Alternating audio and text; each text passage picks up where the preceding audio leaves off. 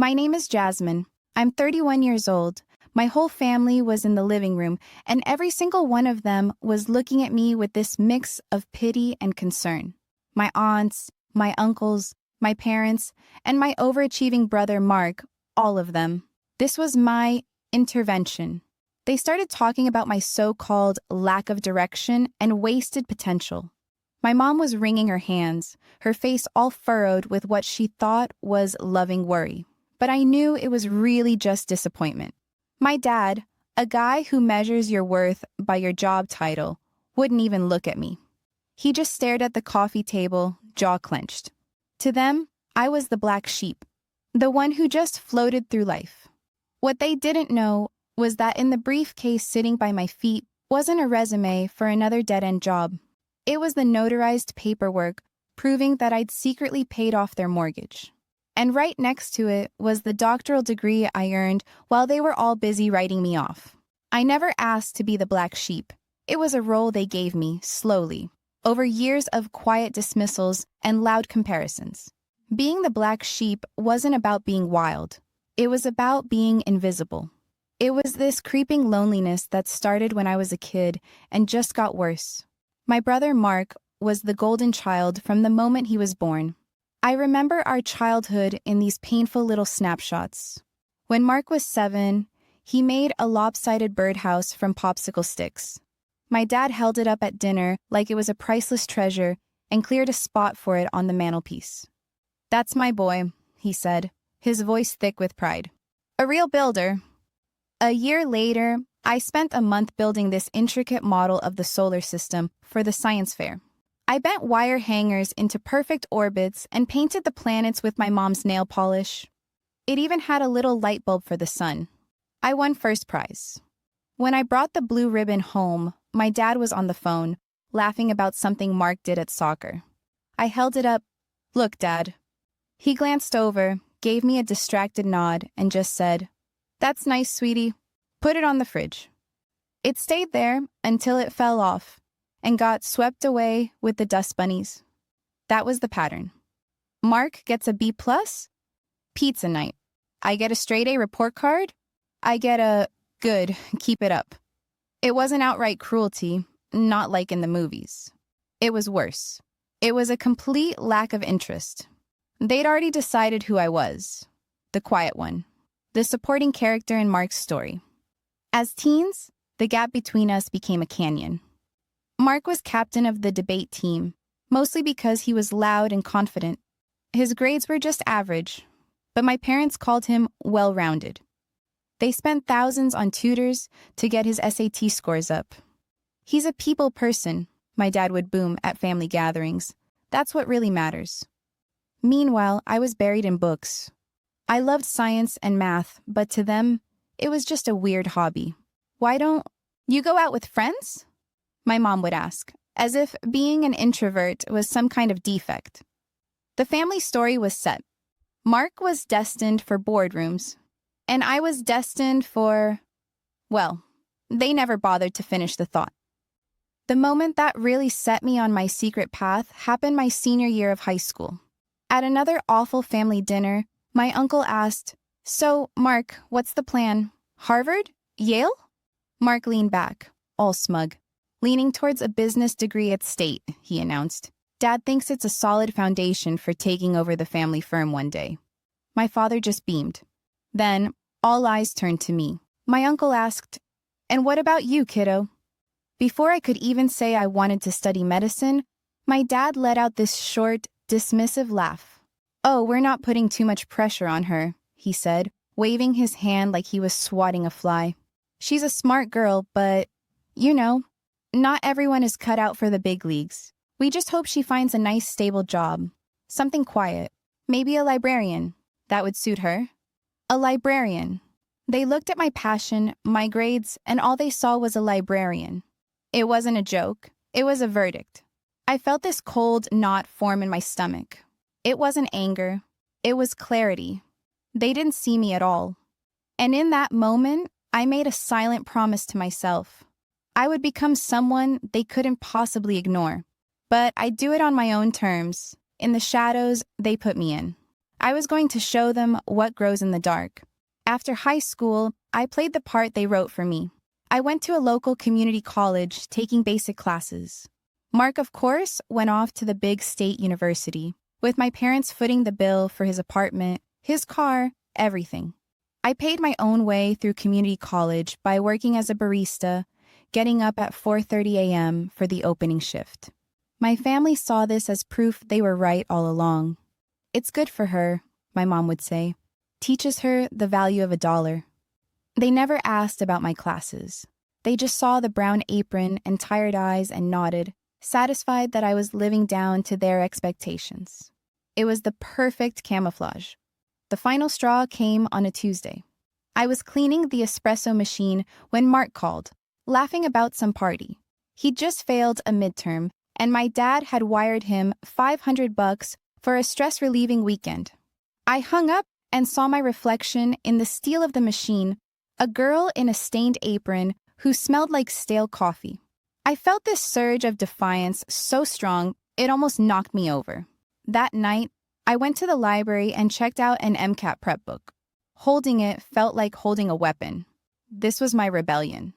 So my life split in two.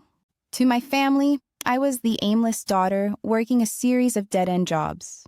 I'd go to family dinners and let their pity wash over me. They'd ask about my job, and I'd give them boring answers. Well, as long as you're happy, my mother would say, with that unspoken. How could you be? Hanging in the air. But when my shift ended, my real life started. I'd drive to the university library and study until they kicked me out. I devoured textbooks, took practice tests, and basically lived on caffeine. Some nights, I'd fall asleep on a pile of books, and a security guard would have to wake me up. I told my family I was taking some online classes for a business certificate. It was just boring enough that they'd never ask for details.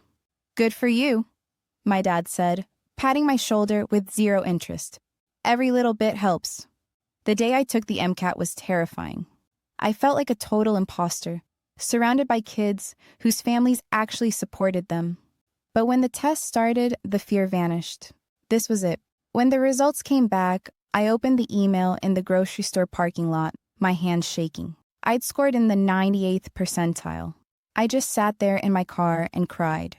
It was the first time I felt like I was actually capable, that I was more than who they thought I was.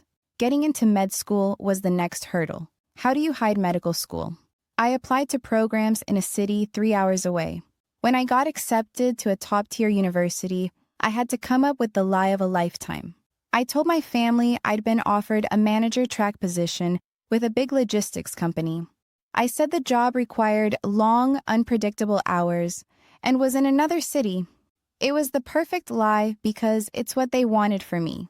A step up, but not so big it challenged Mark's status. It was respectable but not glamorous. For the first time, my dad seemed almost proud. Logistics, huh? He nodded. Good for you for finally buckling down. The irony was so thick, I could have choked on it. They were congratulating me for a fake, mediocre job, totally oblivious to the real journey I was on. Medical school was the loneliest time of my life. My classmates talked about their parents visiting or getting care packages.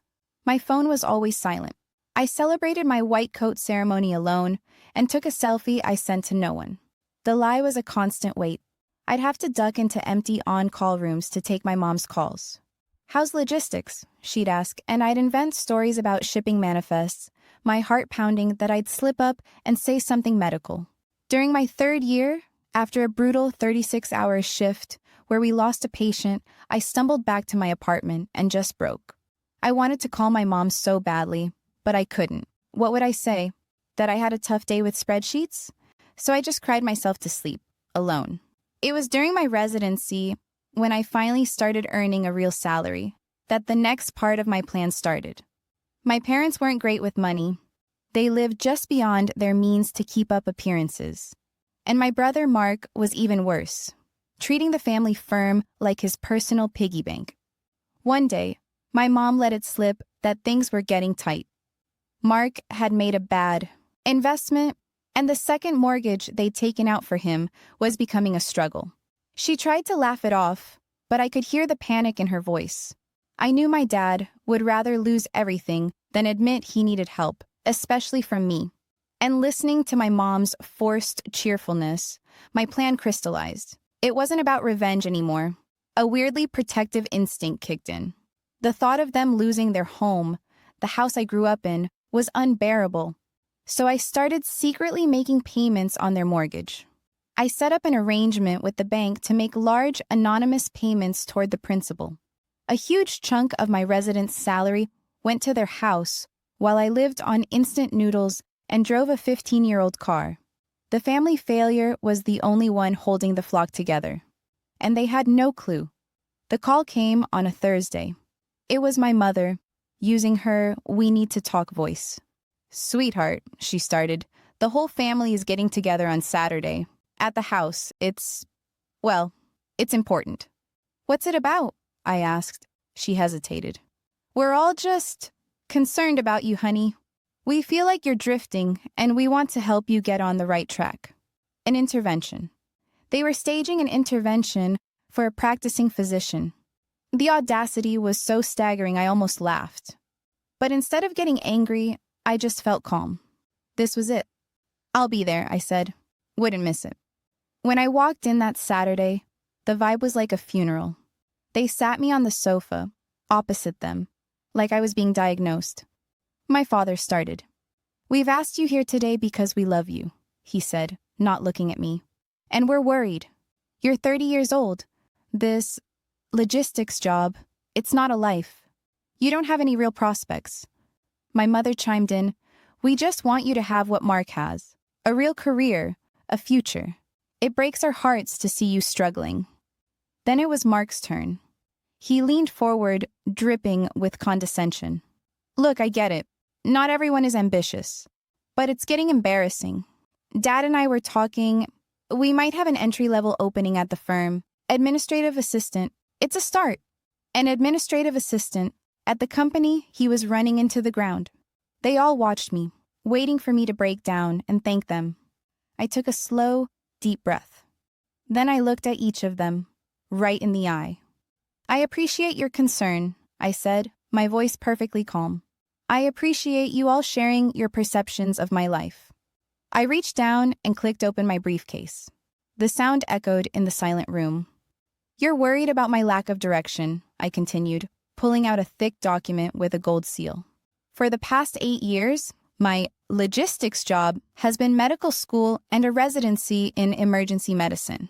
I stood up, walked to the coffee table, and placed my doctoral degree in front of my father. "My name is Dr. Bruno Hopkins. I work at a top trauma center. My unpredictable hours are 36-hour shifts saving people's lives." You could have heard a pin drop. My mother's hand flew to her mouth. My dad stared at the diploma like he couldn't read. Mark's smug look was gone, replaced by slack-jawed disbelief. "But that's not all," I said, turning back to my briefcase and pulling out another folder. "You're also worried about my finances," I said, looking around the room. "Mom, you mentioned you were having trouble with the mortgage after Mark's unfortunate investment." Mark flinched. "For the past 3 years," I said, my voice ringing with clarity, "I have been making your mortgage payments. While you were pitying my tiny apartment, I was making sure you wouldn't lose this house." I took out the final piece of paper. At the top, in bold letters, it said, "Mortgage paid in full." I placed it right on top of my diploma. "As of 3 days ago," I said softly, "you own this house. It's done." The silence that followed was absolute shock. It was the sound of their entire world shattering. My father's hands were shaking as he picked up the statement. He looked at me, his mouth opening and closing, but no sound coming out. My mother was just crying silently. And Mark, he was staring at me with a look I'd never seen before. It was shock, humiliation, and maybe fear. The foundation of his world, his status as the golden child, had just been obliterated. I looked at the chaos I had just created. For the first time in my life, standing in that room, I didn't feel like a ghost. My father finally whispered, "How?" "I worked," I said simply. I studied. I sacrificed. I did it while you were all telling me I couldn't. I zipped up my empty briefcase. I didn't do this for your approval, I said, my voice softening a little. I don't need that anymore. I did this because, despite everything, you're my family. And I didn't want you to lose your home. I looked at them one last time. The house is yours. My life, I added, glancing at Mark, is my own. I turned and walked out, leaving them in the wreckage of their assumptions. As the front door clicked shut, I felt this incredible weight lift off my shoulders. I hadn't just proven them wrong, I had finally freed myself. The weeks after were quiet. Then, the messages started. A hesitant text from my mom. Can we talk? I'm so proud of you. A long, rambling email from my dad, apologizing, saying he was ashamed of how blind he'd been. I met them for coffee a month later. They were different. The pity was gone, replaced by a tentative respect. They asked real questions about my work and actually listened. Mark is a different story. He avoids me. I heard he's been struggling since the reveal. His success was always measured against my failure, and without that, he's lost.